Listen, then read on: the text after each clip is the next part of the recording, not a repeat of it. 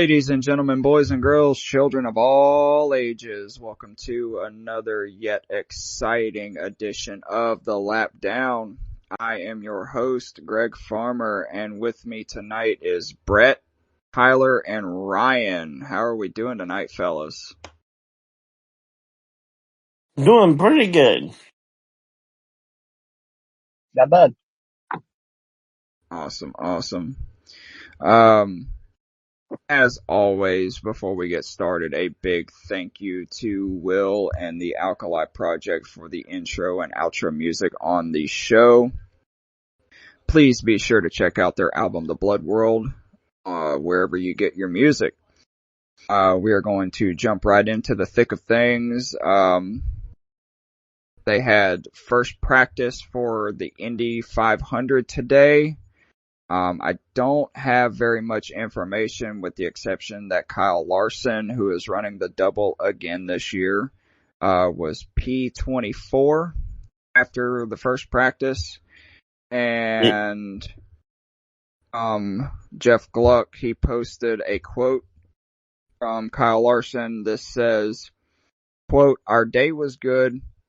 We kind of took it easy to start. We got out in clean air and made sure our balance was comfortable, which it was, so I was happy about that. We got in some traffic at the end, and as normal, we had some understeer. I'm happy with the first day. It was nice and smooth, so a good place to start." I will start with Tyler on some of the IndyCar stuff today. Tyler, take it away. So with the IndyCar, I guess obviously currently, so I was looking at the standings. Really, the only top three Chevys are Penske, which is no shock right there. But you also got Honda's absolutely blowing Chevy out of the water so far in April testing and early May. But a lot of the big complaints with Chevy is their hybrid unit. They've been having a lot of issues with their hybrid unit and boost pressure, and that's why they have been lacking speed.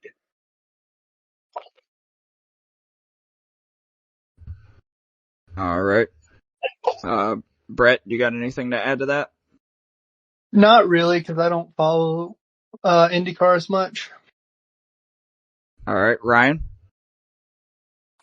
Yeah, so I've actually got the full, breakdown from this one, but the biggest thing that I noticed was, when it came to especially with the Chevy struggles, is that the entire McLaren team, which is obviously the team I think most NASCAR fans are going to be keeping an eye on because that is the team Larson's with, they have 4 cars, and they were 20th, 23rd, 24th, and 29th, with Pato O'Ward being the 29th place driver on speed, which that's their flagship driver, and he really had a rough day.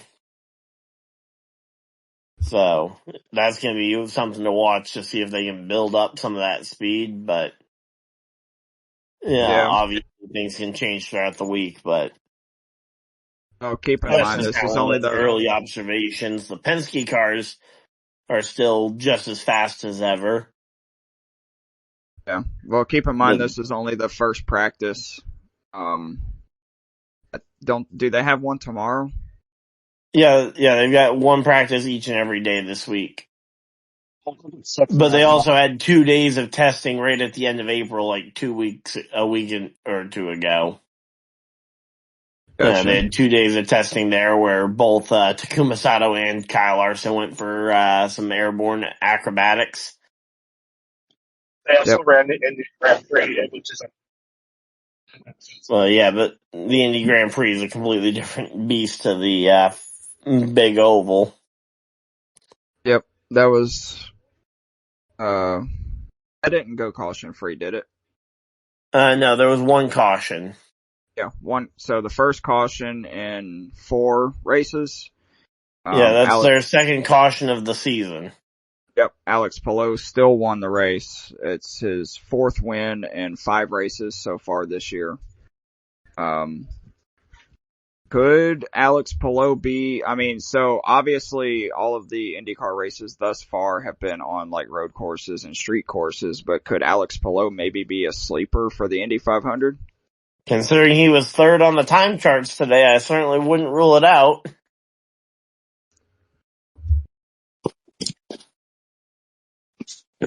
Yeah.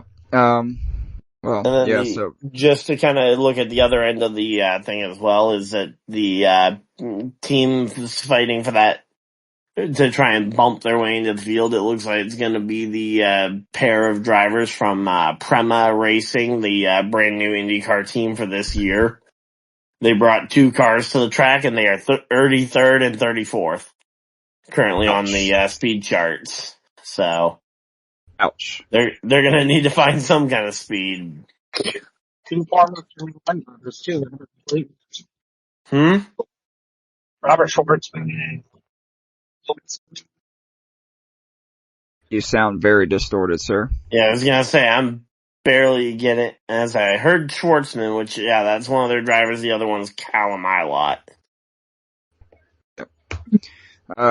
Before we move on, they have, qualifying this weekend, which also intercedes with everything going on with the All-Star race and all that good stuff at North Wilkesboro.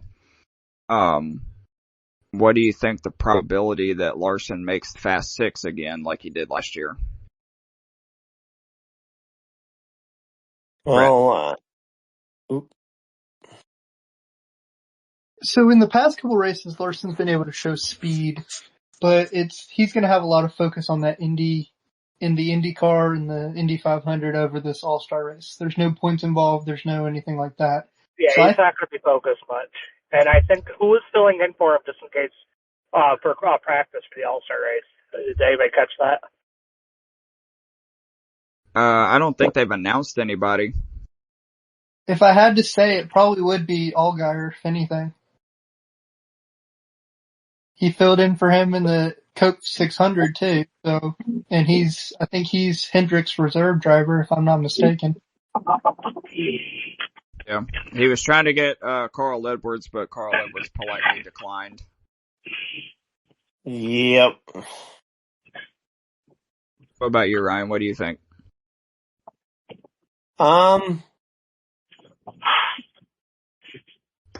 Say, which question were we on? Because we have. What's the honestly. What's the probability that Larson makes the Fast Six in Indy 500 qualifying this weekend? I mean, I think it's really hard to tell because obviously the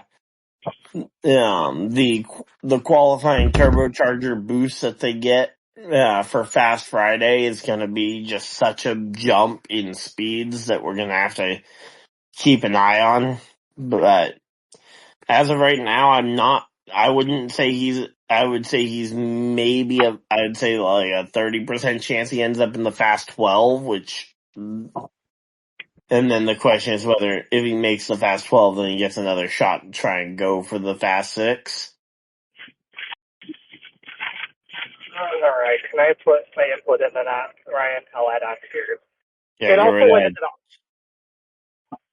Like I said, Ryan is right. It all depends on how fast Friday goes because, like I said, they're cranking the boost pressure down. They're looking at speeds comparable to Ari Landike's record-breaking year, like 234 or 235. So we'll find out. Like I said, the Chevys have been struggling with the hybrid unit, but I don't think Kyle Larson's a sure lock like he was last year. I would give him a 60% chance of making at least a Fast 12 and like a 40% chance of making a Fast 6. All right. Yeah, again, for me, it's just hard for me to put a lot of confidence. Right. So he had a lot of speed back in the April test, but he completely destroyed that car, and he's in a completely different car this week. Uh-huh. So, yep. All right. Well, we'll just have to wait and see what happens this week. But switching back over to NASCAR.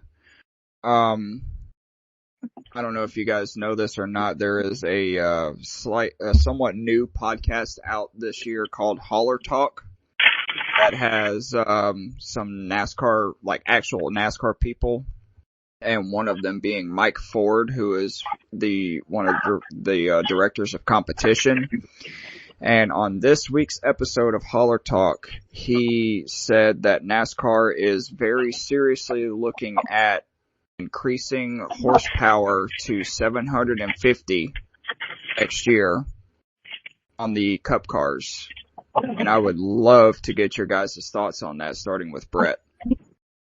So what the driver's asking for a lot lately has been horsepower. Horsepower would make the track better, it'd make the mile and a half, it'd make everything better.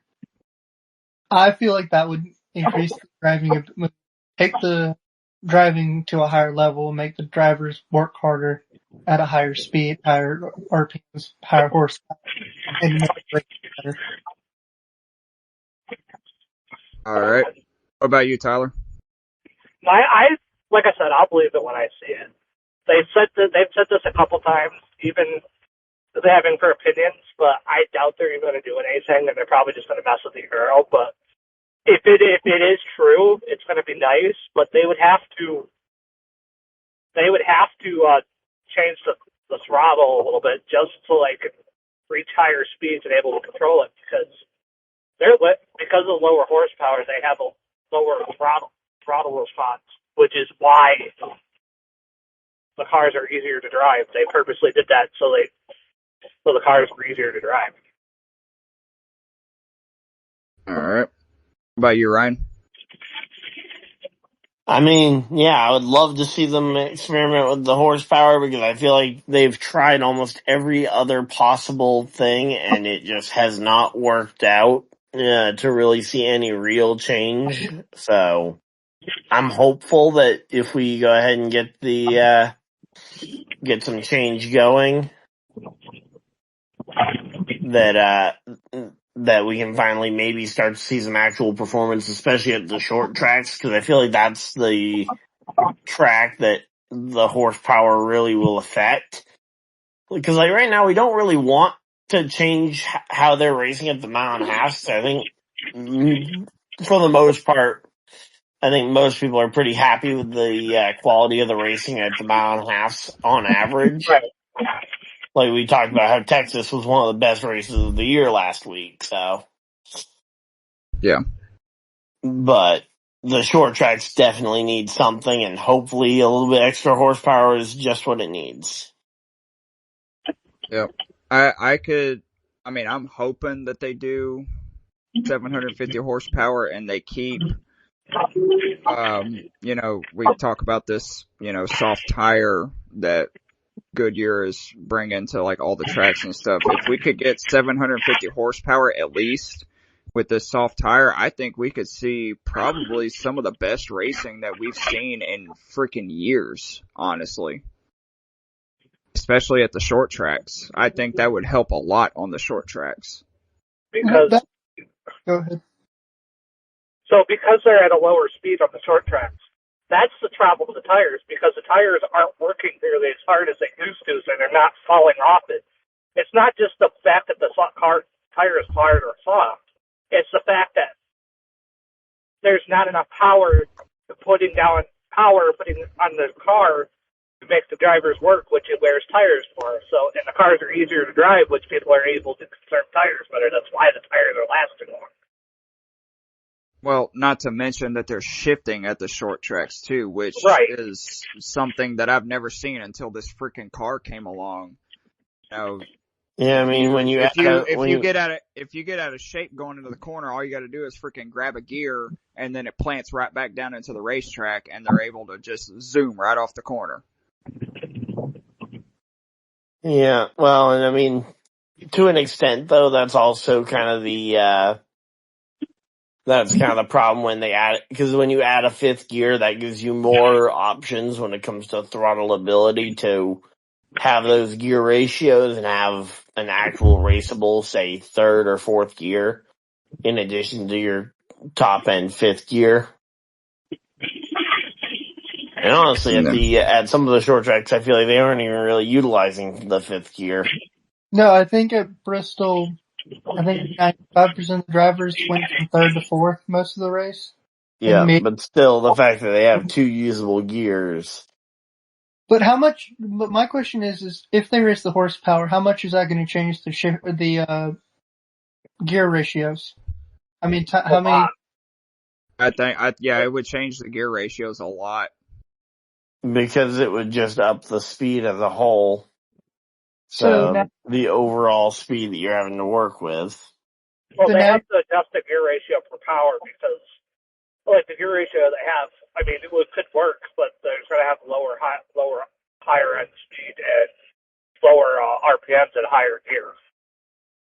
yeah, but what I'm thinking is like short tracks. You know, they're staying in third and fourth the whole time with a higher horsepower. They're gonna go into fifth gear. They're gonna be able to shift between third and fifth all the time because they're gonna want to use that fifth. It's gonna have more power. I doubt it. I think if they increase the horsepower and all that, you know, when they change the gear ratios, honestly, I think the amount of shifting will go down. They'll be, you know, in the corners, they'll downshift to like second and then be like on the chip going into the next corner, going into third gear, like it used to be with the Gen 6 cars. True. I was thinking the other way around. Honestly, I don't think they should have ever gone to a freaking 5-speed transmission, but you know, whatever. Moving on. So this weekend's race at North Wilkesboro, where the All-Star race is, the last race on Fox this year. Next week, Amazon Prime takes over for the Coke 600. Amazon Prime has announced that Cup sponsorship for its broadcasts, for its 5 race broadcasts, have completely sold out. Which means that they will have no full screen commercials. It will be side by side commercials only. Oh, Fox. Brett, please tell me your thoughts on side by side only. I enjoy them because you can see racing going on. You're not having, like, say a caution comes out white side by side. You can see what happens. You're not waiting on them to come back to commercial and just watch replays. You can just see it live. You can give a live and such like that. What about you, Tyler? What are your thoughts on it? I kind of like that. Like I said, I don't know if you heard me. I said, Fox, take a hint. So I like that. It's the fact that, like, they'll be commercials, which obviously need commercials to run. But we won't have to miss any of the action, which is actually really awesome. Especially in a 400 lap race like the Coke 600. Yep. Where anything can happen. What about you, Ryan? What are your thoughts? Well, I think all in all, this is a very positive, I think this is an absolutely positive thing on the surface level. I just remember back a couple of weeks to Talladega when Fox was trying to do minimal full screen commercial breaks, and we end up with 2 side-by-side commercials within the final 15 laps. Oh my God, don't get me started on that. So I don't mind, again, the overarching idea of doing side-by-side commercials. I like that, especially if we're doing only that. I just seriously hope that they can fit all the commercials that they need into, say, the first 80% of the race, and we can maybe get the final 20 laps or 20, 30 laps of races without commercials breaking it up. Oh, I'm sure they will. You know, with Dale Jr. in the booth, I'm sure he's going to have a lot of input on that. I hope so, but again, that's one of those things that we just don't know because we haven't really, Amazon hasn't set their standard for what to expect from them. With Fox, they've kind of set their standard over the last 10, 15 years as to what to expect from their coverage. Same thing with NBC. But with Amazon and to a lesser extent TNT and HBO Max later on this year, we really just haven't seen what their standard is going to be. Yeah, and I mean, we'll get into the Cup race in a second. But you know, speaking of Fox, did anybody notice during the broadcast when Keselowski blew a tire and hit the wall, it took them a full 10 to 12 seconds to realize that Keselowski was up against the wall. Yeah, And they were, even though the they were cameras were eating. on it. Yeah, they were eating something at the moment when that happened. Because you can audibly hear them chewing and trying to swallow real quick so they could get to the call. Wow. But you can audibly hear the chewing on the race replay if you rewatch it. Yeah. Well, I'm excited for getting side-by-side commercials only. Especially, like Fox, it's like on some of these races, they'll go to freaking full screen commercials 10 laps into the race. And I'm like, we're just getting started. Like, why are we going to commercial already? Yeah, and especially when on some of these races when we have a comp caution due to rain earlier in the weekend, and it's like, oh, we're gonna go to a commercial break before we even get to the lap 20 competition caution, and it's like, come on. Just get to that first comp caution. You have a guaranteed extra yellow. Yep.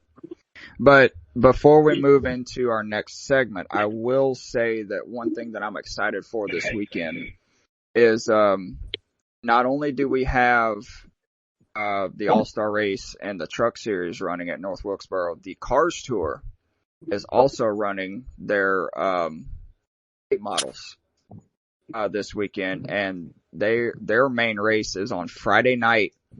And in addition to it being on Flow Racing like it normally is, it will be broadcast on Fox Sports 1, which is huge, which is absolutely huge for them.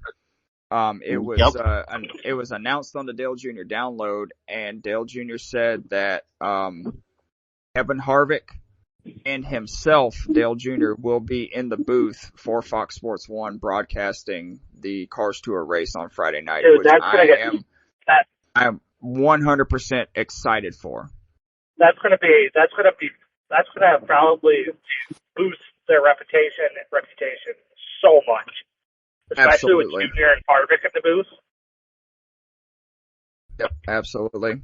I mean, this is, we're talking about, some of these, what quote unquote short track heroes that run the Cars Tour on a weekly basis. And the only way you can see them is if you have Flow Racing, they're going to be broadcast on national television this weekend. On cable too. Yes, that is going to be absolutely massive. What do you think, Brett? I feel like that's going to be good for that series. It's not normally broadcast on a big live screen or channel like that.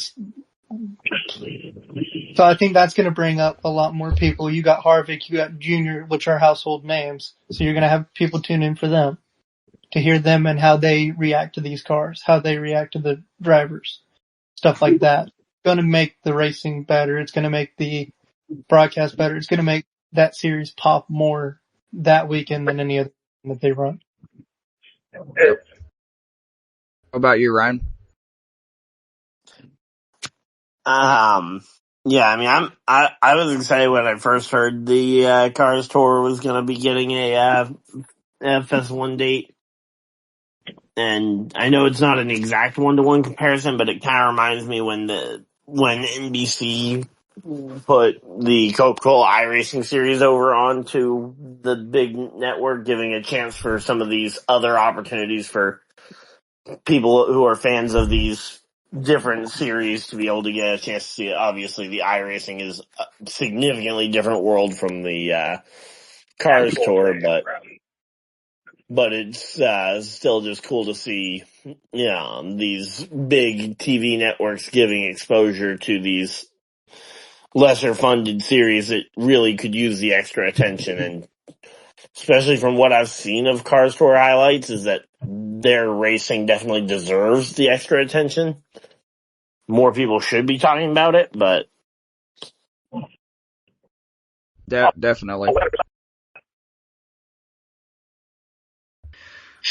I'm definitely excited for that. I will be tuning in Friday night to watch that. But we're going to move into our recap segment. I don't get an opinion on this. Great. Oh, I'm sorry. Please go ahead, Tyler. So I actually think it's going to be big, just because not only is it going to be on a national on cable, it's going to show like not there's more series than like ARCA. More broader audience. That there's more than just NASCAR and ARCA and Wayland Modified. It's going to show them that there's other series that go weekly without being noticed, and drivers putting blood, sweat, and tears. And maybe it'll show like big teams like. Maybe there's some potential in some of these kids who are driving these cars. Maybe we'll give them a call too as well. It's to show them what they got, what these guys got on live TV, to show that maybe they're ready for the top NASCAR spots, even if it's ARCA or truck. Yep. And honestly, like, do you know any of the top cars tour drivers that we should be keeping an eye on for this race? Because as someone who doesn't Not have, off the top of my head, no. yeah, I was gonna say, because as someone who doesn't have a Flow Racing subscription, this is gonna be the first chance I've get to watch a full Cars Tour race this year. So I've watched I'm just, highlights, and their racing's fantastic. yeah, I've seen some of the highlights and stuff, and I just can't for the life of me remember the name of any drivers. Let me go ahead and look it up real quick. I think like I said, doesn't Carson Quapple run in that series? Oh yeah, he is. I think he is. So you got people like Carson Quapple, Brent Cruz, Brendan Queen, Connor Jones runs in that division. People like that. Connor Zillich might be there too, just to get track time. Caden Quapple, Chad McCumbee, Connor Hall, Ronnie Bassett Jr., Connor Jones. Ronnie Bassett Jr. Oh, Landon Huffman. How could we leave out Landon Huffman? But I know Ronnie Bassett. I actually know him personally through my dad. All right. Yeah. So definitely going to be awesome to see on national television this weekend. But we're going to move on to our recap segment. Pardon me. They were at Kansas. Is Keelan racing in this too? I don't think so. Okay, so I just looked up the entry list and I saw his name on the standings, so I wasn't sure. I don't think there's certain tracks that he's old enough to at certain tracks they're not. It's just like ARCA. Yeah, well, I would have assumed the short track he might be old enough for. So any of the big short tracks, you have to be 16 or older. Any other track, like quarter miles and stuff like that, you can run.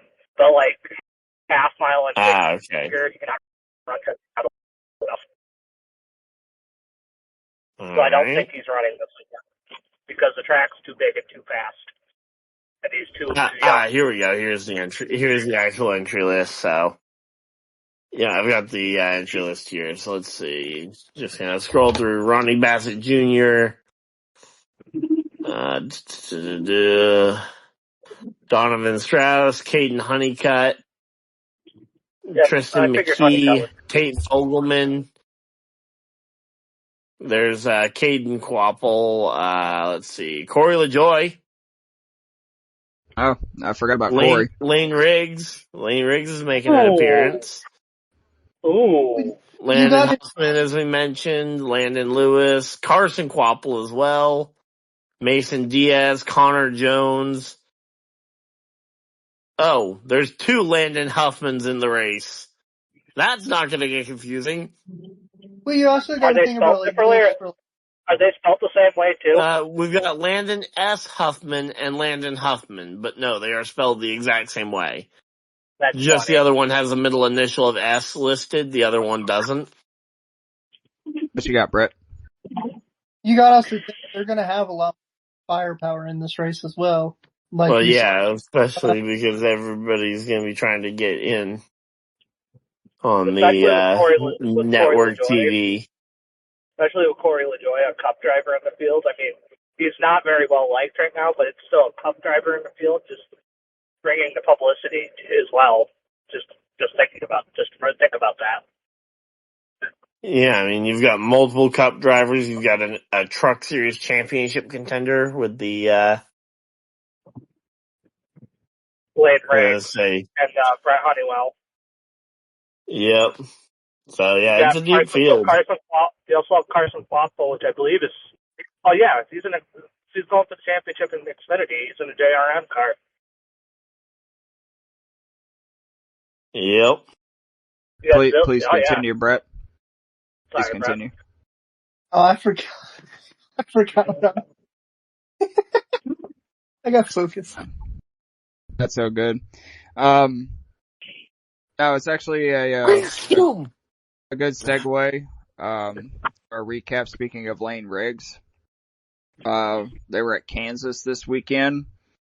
And, once again, Xfinity was off this weekend, so they ran the Trucks and Cup race.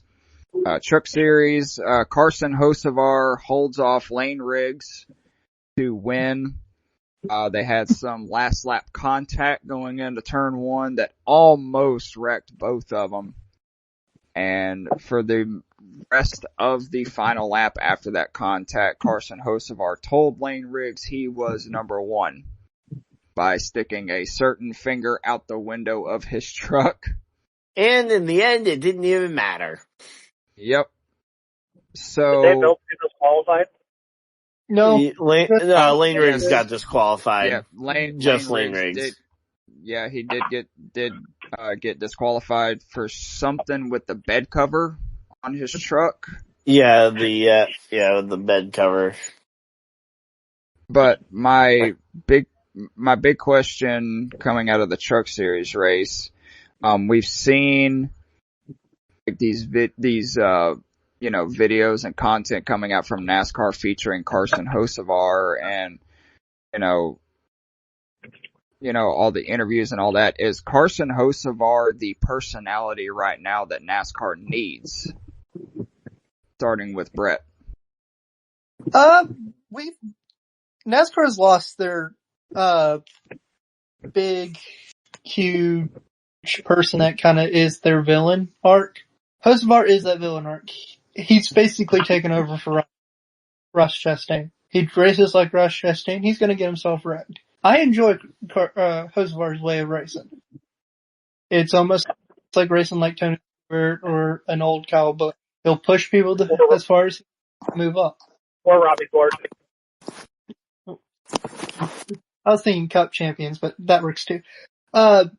So his racing style is new. It's not the plain old, alright, we're gonna race clean as I can, move them as easy as I can. It's back to the old ways of racing, to me. It's not as polite, it's not as, he will push you out of the way and rub someone the wrong way, just because he's trying to win the race. Taylor, you forgot about big person right there. Dale Earnhardt was one of those types of people. Just remember that. Old school. That's what I'm saying. He's going back to the old school. He's been doing it ever since he started racing. He did in the trucks, Corey Heim, when they were racing, I believe at Homestead he did it, and wrecked Corey Heim in the championship race. Phoenix. It wasn't the championship race for the trucks? It was championship, but it was Phoenix. Yes. That's my... Alright, what about you, Tyler? Now the biggest thing is, like I said, I do agree. He has a lot of the old school, crap, I'm not looking to make any friends, I'm just here to race and win. Which, honestly, I really think this NASCAR has gone away from that. I think we need more drivers like Hocevar and for early days Kyle Busch and stuff like that. So to give the fans progressive racing and drivers who are oh, let me keep my equipment clean and run in the back until the last lap. And then you got Carson Hocevar and route with people like Ross Chastain who are fuck you guys, I'm gonna go try to win. I'll move you the hell out of the way I have to, but I won't do it. I won't do it in an egregious way where like I'm not intentionally taking you out. I'm going to race you as hard as I can, and if you get sideways, you get sideways. So it's hard racing. I think we need to go back to that route, and I think we need more drivers like that. All right. What do you think? What do you think, Ryan? What about you, Ryan?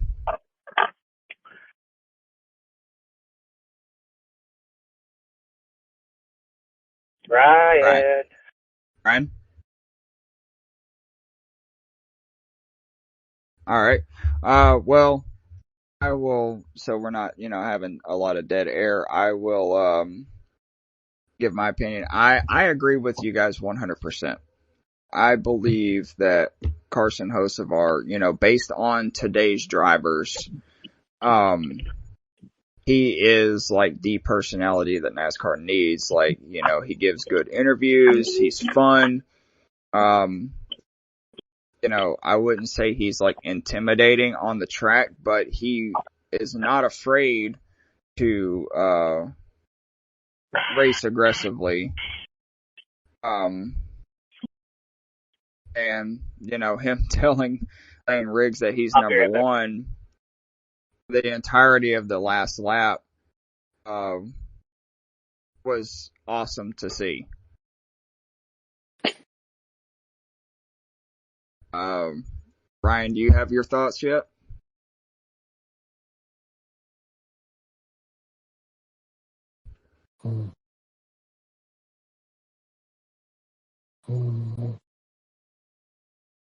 You are distorted, sir.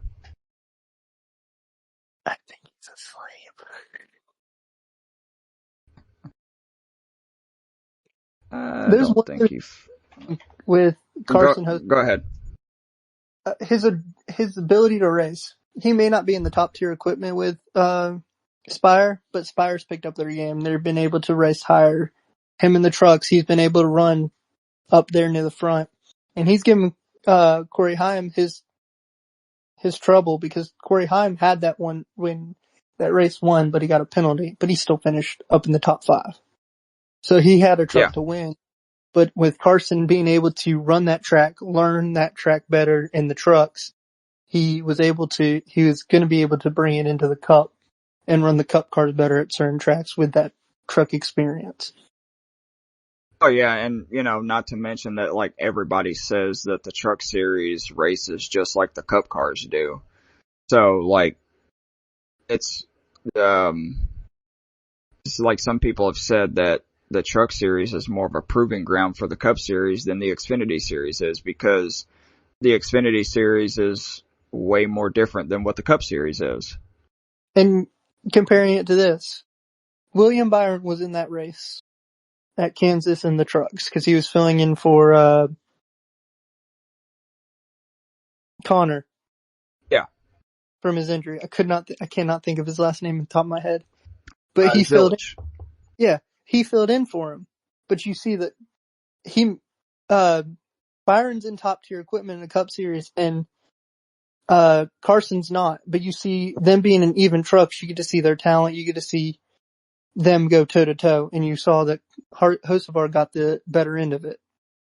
Yep, absolutely. Well,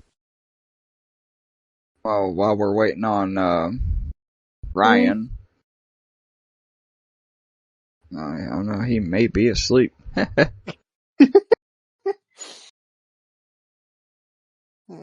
just keep going. Yep. He's asleep. Alright, well, you guys can mute him if need be. The Cup Series on Sunday, on Mother's Day, Kyle Larson dominated, leading 241 out of 267 laps. He surpassed 10,000 career laps led during that race. Was kind of uneventful up until stage 3. Stage 3 kind of turned into Crash Fest USA until about 30 to 40 laps to go. My question to you guys, starting with Brett, you know, we see Larson dominating these races and, excuse me, you know, he's doing all of this stuff on the side with the the sprint cars, IndyCar with the Indy 500 and all that.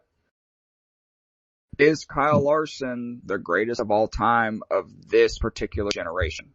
To me, yes. You can see that he can jump into dirt cars, Indy cars, Xfinity cars, trucks. You name it, he can drive it. It's just because he's able to learn that car. He's able to use what he's learned from his background in dirt and his years of experience in all these different series, that he can learn and drive whatever he needs. He can do it at a high level. I think he could win. Now, the competition ain't... Go ahead, Tyler. Oh, I was just asking. But what I was saying was, I think Larson's still one of the... Sorry. I didn't realize you were going to continue. My bad. Sorry. You're good. I'm on my final statement. To me, he's not the only... I don't think he's going to be the greatest of all time, but he's going to be one of the greatest of all time, is my opinion. All right. What about you, Tyler?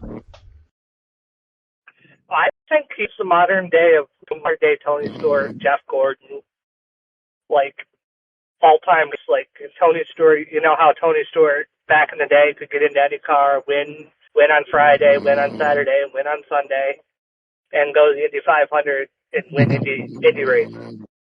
Same with Jeff Gordon. Same with Kenny Irwin. Honestly, if Kenny Irwin survived, I think he would be the mix of all three. I think he's one of the greatest stock car drivers ever, and I think he's one of the greatest of this generation. I don't think greatest of all time, but greatest of this current generation. See, for me, I would put he's only had one championship. Oh yeah, he did. Yeah. For me, he's only one championship. So if he wins more, then he'll go higher and higher in my list. But I can think of, in my opinion, at least one or two that are better than him, or either better or even with him. That Elliott, Blaney, Bell are those four are my top, including Larson, are my top four of this generation. Bell may not have the championships, but he has the win in the win category.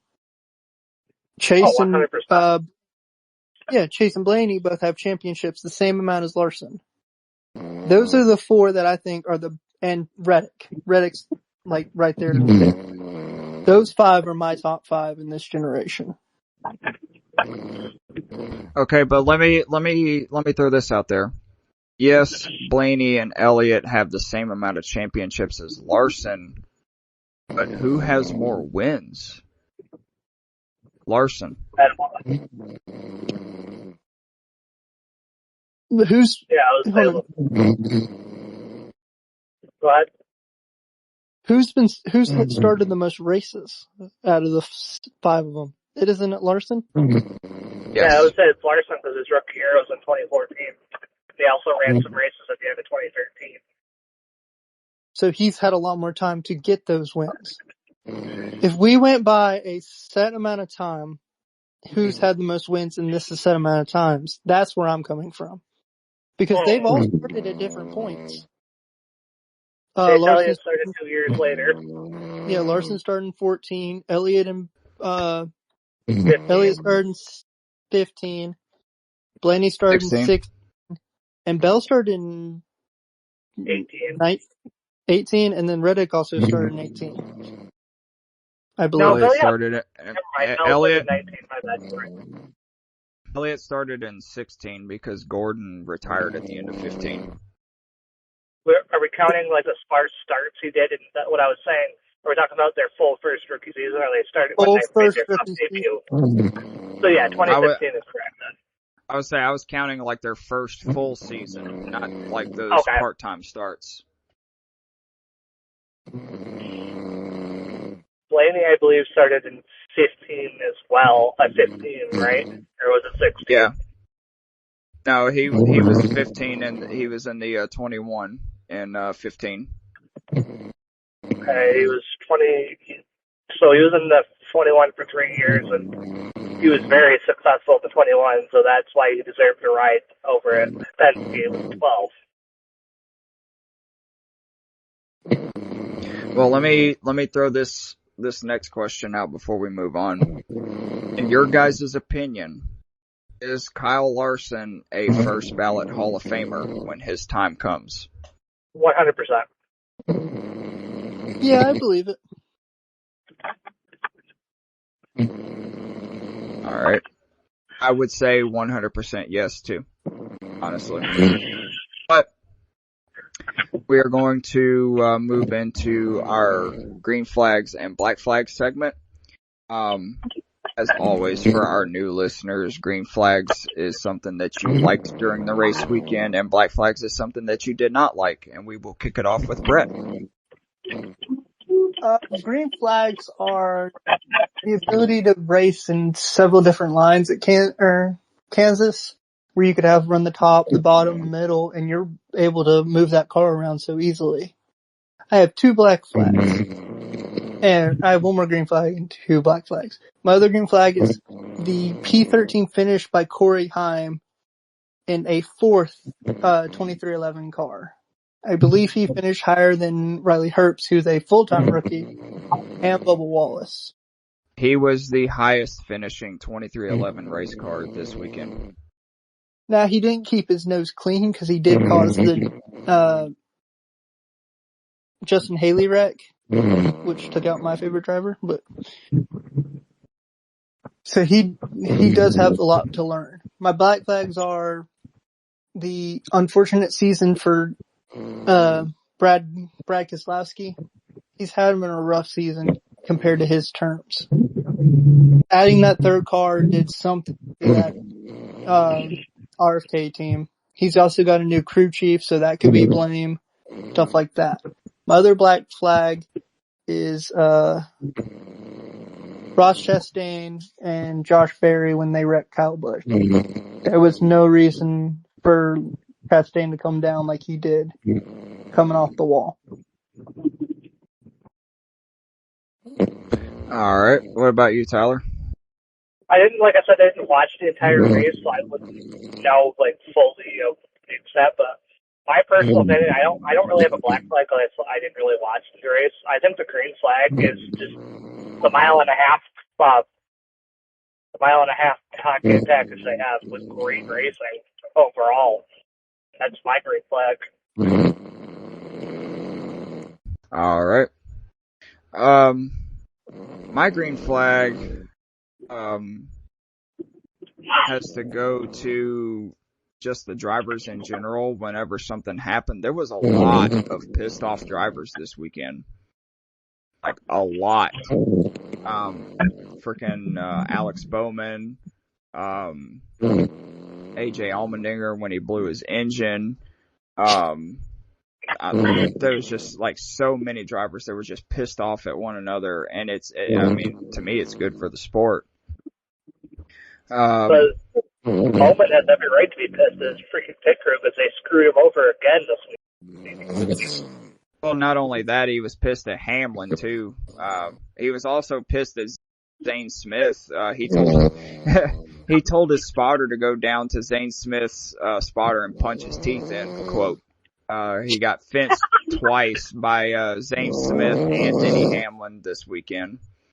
My black flag goes to the fans, actually. Ryan was talking before we went on air. The crowd was very, very light this weekend, which I was very surprised at considering how good the racing is in Kansas. He said, I read that the stands were barely half full, which is insane to think about. Go ahead.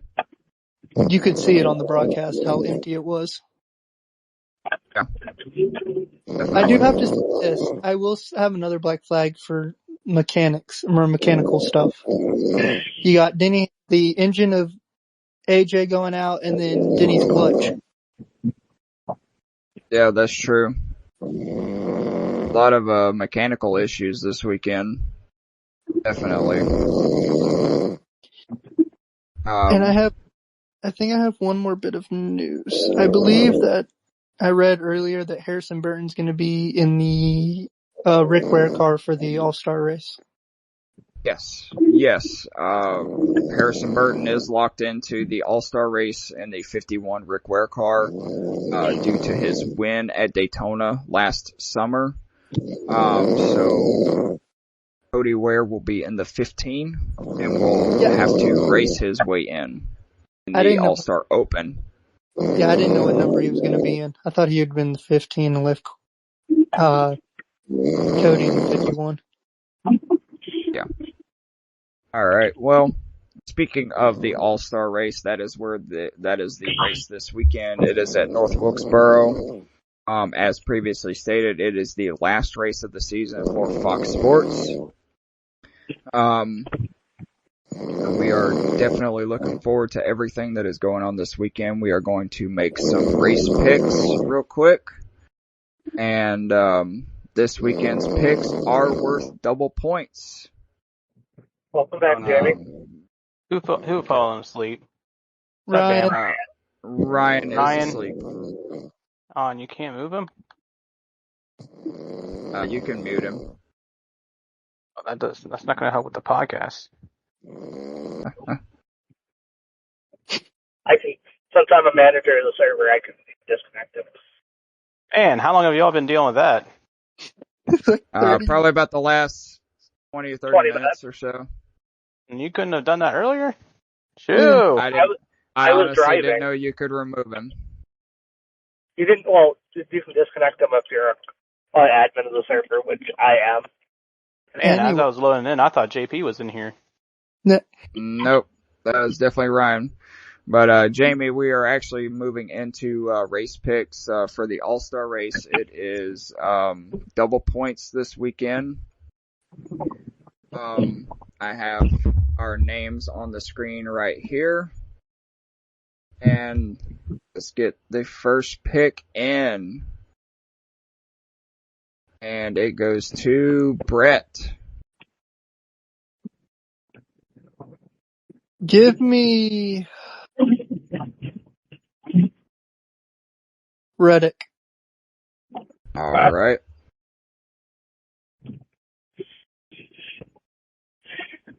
Next pick on the wheel goes to Jamie. Larson.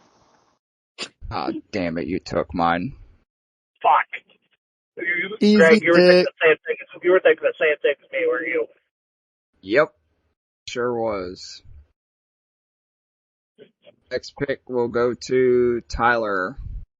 I'm going with Chase Elliott, the winner of the class. Let's see if maybe he can win the All-Star race too. Damn it, that was my backup pick. Snipe. Yep. There's a reason why I always pick people who are not like big names or like normal picks for everybody. And just for the hell of it, I've spun the wheel and it landed on me. Well, both of my picks are taken. Fuck it. I'm gonna go with Blaney. No. I haven't locked it in. I'm going with Byron. Okay, that's respectable. Am I the only Toyota driver in here? Damn. What? I'm the only one who picked a Toyota driver. Yep, everybody else picks Hendrick. And then we got that is going to take Ty Gibbs. I already laid money on that one. All right. Well, since before we close out the show, I will get the rest of the picks this week. But before we close out the show, since Jamie is here, we will move into a little bit of Jamie's trivia. Now, for those of you who are just joining us, Jamie's trivia works like this. Jamie will ask a trivia question. We will give an answer if one of us gets it correct, we get a bonus point towards our race picks total. If all of us miss it, Jamie gets the bonus point. So Jamie, what do you have for us for the All-Star Weekend? Yeah, I mean, it's the All-Star Weekend. It's at North Wilkesboro Speedway, so I had to dig a little bit and see what I could come up with for North Wilkesboro, and just for kicks and giggles, we are going to date ourselves all the way back to October of 1995. The Tyson Holly Farms 400. Who won that race? All right. No Googling. Yeah, no Google, guys. Well, Brett, do you have a guess? Come back to me. Tyler?